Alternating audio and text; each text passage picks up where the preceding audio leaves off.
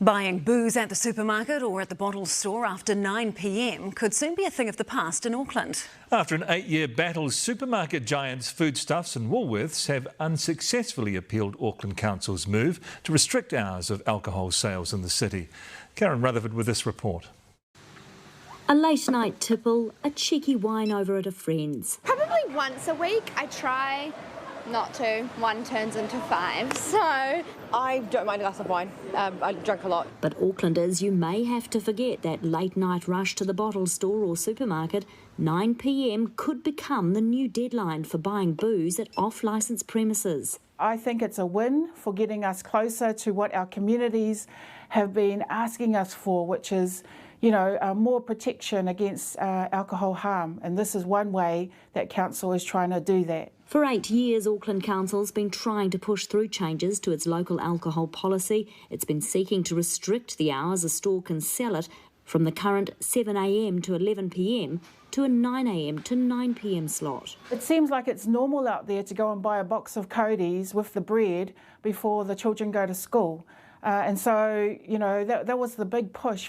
Woolworths, which owns Countdown, and Foodstuffs, New World and Pak'NSave brands, have fought the restricted hours in court for years, saying they're unreasonable. Today, the Supreme Court agreed with an earlier ruling by the National Licensing Authority. On the basis of the likelihood of reducing alcohol-related harm.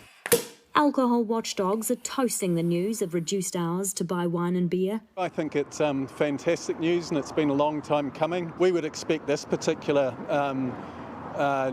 this change to reduce the sort of impulsive sale of alcohol to people who are probably drinking already, and to reduce, things like ED admissions. This Auckland bottle store owner, who didn't want to be identified, called the idea of an enforced earlier closing time ridiculous and a move to a nanny state. So how does it wash down with consumers? Relatively organised. I don't find myself needing to go to the booze shop after 9 p.m. that often. Not a big drinker, don't really care too much. It doesn't really impact me that much, but it'll probably impact the younger ones a little bit more, especially when they're binging out there. Countdown wouldn't appear on camera, but its rival expressed disappointment at the Supreme Court's decision. Foodstuffs saying it is safe and responsible in its sale and supply of alcohol, and its motivation behind appealing has always been so Auckland consumers who want to buy beer and wine could have the certainty around getting these products when they do their supermarket shop. Auckland Council stresses a number of complexities still have to be ironed out with the licensing authority before that late-night trip to the supermarket for wine is curtailed for good. Other changes it's still trying to push through include temporary freezes on issuing new off-licences in areas overrun with bottle stores. This is one tool that the Council has to protect our communities, because the law doesn't do that.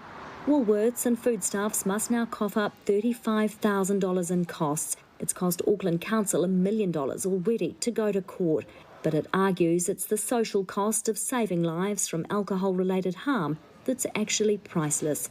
Karen Rutherford, Newshub.